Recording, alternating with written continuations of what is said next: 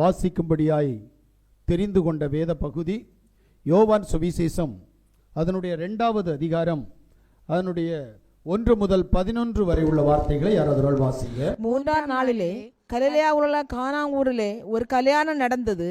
யாசோவின் தாயும் அங்கே இருந்தாள். யாசோவும் அவருடைய சீஷரும் அந்த கல்யாணத்துக்கு அழைக்கப்பட்டிருந்தார்கள். திராட்சரசம் குறைவுபட்ட போது யாசோவின் தாய் அவரை நோக்கி, அவர்களுக்கு திராட்சரசம் இல்லை என்றாள். அதற்கு யாசுவா, ஸ்திரீயே, எனக்கும் உனக்கும் என்ன? என் வேலை இன்னும் வரவில்லை என்றார். அவருடைய தாய் வேலைக்காரனை நோக்கி, அவர் உங்களுக்கு என்ன சொல்லுகிறாரோ அதன்படி செய்யுங்கள் என்றாள். யூதர்கள் தங்களை சுத்திகரிக்கும் முறைமையின்படியே ஒவ்வொன்று 2-3 குடம் தண்ணீர் கொள்ளத்தக்க 6 கற்சாடிகள் அங்கே வைத்திருந்தது. யாசுவா வேலைக்காரனை நோக்கி, ஜாடிகளிலே தண்ணீர் நிரப்புங்கள் என்றார். அவர்கள் அவைகளை நிறைய நிரப்பினார்கள். அவர் அவர்களை நோக்கி, நீங்கள் இப்பொழுது மொண்டு பந்தி விசாரிப்பு காரிடத்தில் கொண்டு போங்கள் என்றார். அவர்கள் கொண்டு போனார்கள். அந்த திராட்சரசம் எங்கிருந்து வந்ததென்று தண்ணீரை மொண்ட வேலைக்காரனுக்கு தெரிந்ததே என்று பந்தி விசாரிப்புக்காரனுக்கு தெரியாததினால் அவன் திராட்சரசம் மாறின தண்ணீரை ருசி பார்த்தபோது மணவாளனை அழைத்து, எந்த மனுஷனும் முன்பு நல்ல திராட்சரசத்தை கொடுத்து ஜனங்கள் திருப்தி அடைந்த பின்பு ருசி குறைந்ததை கொடுப்பான், நீரோ நல்ல ரசத்தை இதுவரைக்கும் வைத்திருந்தீரே என்றான். வாசிக்கப்பட்ட வேத பகுதியில் மரியாளும் யாசுவாவும் அவருடைய அப்போஸ்தலர்களும் கல்யாண வீட்டுக்கு அழைக்கப்பட்டிருந்தார்கள். அழைக்கப்பட்ட அழைப்பின் முறைமையின்படி கல்யாண வீட்டுக்கு கடந்து போனார்கள். விருந்து உபசரணைகள் நடந்து கொண்டிருந்தது. திடீரென்று கல்யாண வீட்டிலே ரசம் தீர்ந்து விட்டது. ரசம் தீர்ந்தபோது மரியாள் அழைக்கப்பட்டவள். மரியாளுக்கு ஒரு குற்ற உணர்வு. நான் வந்திருக்கிற இந்த கல்யாண வீட்டிலே ரசம் தீர்ந்து விட்டதே, என்ன செய்ய வேண்டும் என்று சொல்லி அங்கலாய்த்தாள். ஆனால் ரசத்துக்காக அந்த சகோதரி இக்கட்டான சூழ்நிலையில் இருந்தபோது தீர்க்கமான திடமான ஒரு முடிவெடுத்தார்கள். நான் யாரிடத்தில் இந்த காரியத்தை சொன்னால் இந்த காரியம் இந்த கல்யாண வீட்டுக்கு நிறைவாக மாறும். ஏனென்றால் கல்யாண வீட்டிலே துக்ககாரியமான காரியங்கள் நடக்கக்கூடாது. ரசம் இல்லை, வருகிற பிள்ளைகளுக்கு பரிமாறுவதற்கு ரசம் இல்லை. ஆனபடியினால் மரியாளுக்கு துக்கம் வந்தது. மரியாள் சரியாக உணர்ந்து அங்க இருக்கிற சமையல்காரனிடத்தில் போய் சொல்லவில்லை.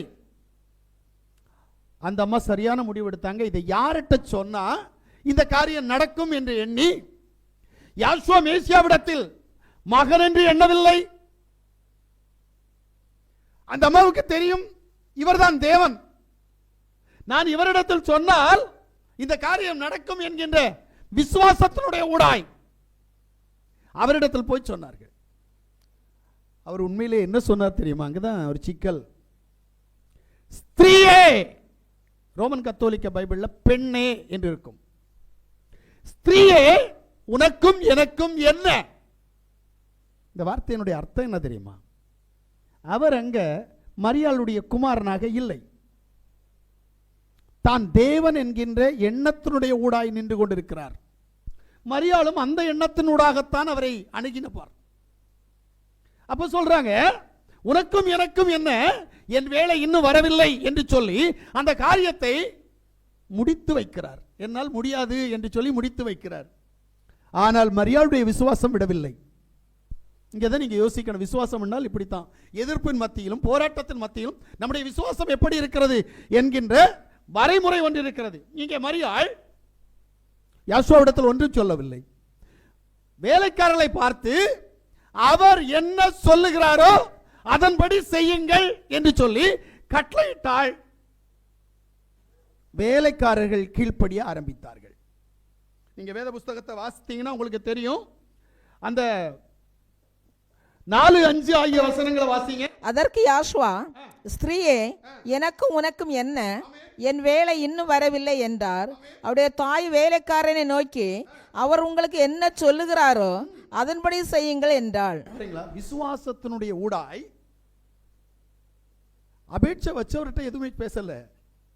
இந்த அம்மாவுக்கு விசுவாசம் வந்துருச்சு, இவர் தேவன் இந்த வீட்டை கண்டிப்பா அவமானப்படுத்த விடமாட்டார். ஆனபடியால் வேலைக்காரத்தில் சொல்லுகிறார், அவர் என்ன சொல்லுகிறாரோ அதை அப்படியே கீழ்ப்படியுங்கள். நமக்கு இந்த விசுவாசம் வருமா? நம்ம விசுவாசம் என்ன? அதான் அவர் சொல்லிட்டார்ல முடியாதுன்னு, நம்ம போயிடுவோம். இனி வேற யாரையாவது பார்ப்போமே. இதுதான் இன்றைய சூழ்நிலை. நமக்கு யாரிடத்திலிருந்து பெற்றுக்கொள்ள வேண்டும் என்கின்ற முடிவு நம்மிடத்தில் இல்லை. என்ன செய்ய வேண்டும் என்கின்ற வாழ்க்கை வரலாறு நம்மிடத்தில் இல்லை. இங்கதான் நம்ம தோத்து போயிட்டு இருக்கிறோம்.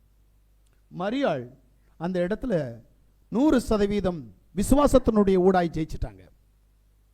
இப்ப மரியாள் போயிட்டாங்க, அம்மா மகன் உறவில்லை, தேவன் விசுவாசி என்கின்ற உறவின் ஊடாக மரியாள் கடந்து போயிட்டாங்க. இப்ப யாசுவா அங்கு நின்ற வேலைக்காரர்களை பார்த்து சொல்கிறார், கற்சாடி நிறைய தண்ணீரை நிரப்புங்கள். இப்ப இவங்க கீழ்ப்படியலைன்னா கூட அற்புதம் நடக்காது. மரியாளுடைய விசுவாசம் இல்லை என்று சொன்னால் அற்புதம் நடந்திருக்காது. வேலைக்காரனுடைய கீழ்ப்படிதல் இல்லை என்று சொன்னால் அற்புதம் நடந்திருக்காது. இப்போ 6 ஜாடிகளையும் கழுவி சுத்தப்படுத்தி அதில் தண்ணீரை நிரப்புகிறார்கள். நிரப்பின தண்ணீரை என் யாசுவா ரசமாக மாற்றுகிறார். மூல காரணம் என்ன? விசுவாசமும் கீழ்ப்படிதலும். இந்த ரெண்டு இல்லைன்னா நடந்திருக்காது. நான் இதைத்தான் உணர்றேன். மரியாளுடைய விசுவாசமும் வேலைக்காரர்களுடைய கீழ்ப்படிதலும் இல்லை என்று சொன்னால் அந்த கல்யாண வீட்டிலே ரசம் கடந்து வந்திருக்காது. அப்படியானால் யாசுவா இந்த பூமியிலே கடந்து வந்து முதல் அற்புதம் நடந்திருக்காது. அற்புதம் நடக்க விசுவாசம், கீழ்ப்படிதல், இந்த ரெண்டும் தேவை. இதை குறித்து கொஞ்சம் சிந்திக்கிற போது நம்முடைய சபையிலே 3 கூட்டம் இருக்கிறது.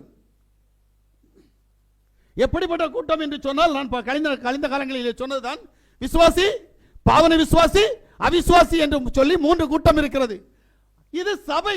ஆனால் தேவ சமூகத்தில் இந்த கேட்டகரி இல்ல. விசுவாசி, அவிசுவாசி, பாவன விசுவாசி இல்ல.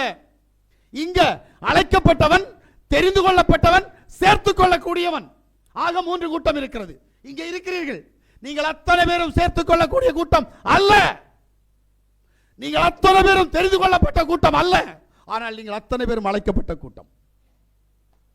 அழைக்கப்பட்ட கூட்டத்திற்கு சர்வ வல்லமையுள்ள தேவன் என்ன செய்வார் என்று சொன்னால் அற்புதம் செய்வார். அப்படியானால் தெரிந்து கொள்ளப்பட்ட கூட்டத்திற்கு என்ன செய்வார்? வேத வசனத்தின் வெளிப்பாட்டை கொடுப்பார். அப்படியானால் சேர்த்துக் கொள்ளக்கூடிய கூட்டத்திற்கு நித்திய ஜீவனை கொடுப்பார். Praise the Lord.